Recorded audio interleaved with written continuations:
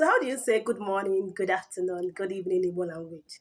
I hope it's not Ututuoma, Ehihiyoma, Abanyoma, Mbedoma, and all that. My name is Amarachi, and I help you speak Igbo language like a pro. There's something called word-to-word translation, and there's something called meaning-to-meaning translation. When you say Ututuoma, Ehihiyoma, Abanyoma, it is more like word-to-word translation.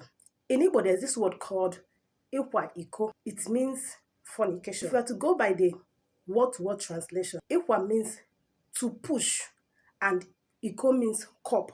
That means Ikwa Iko means to push a cup.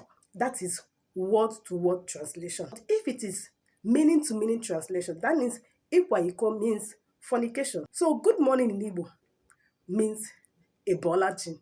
Why do you say Ebolaji? Remember you told your friend, you told your neighbor last night, Kachibo.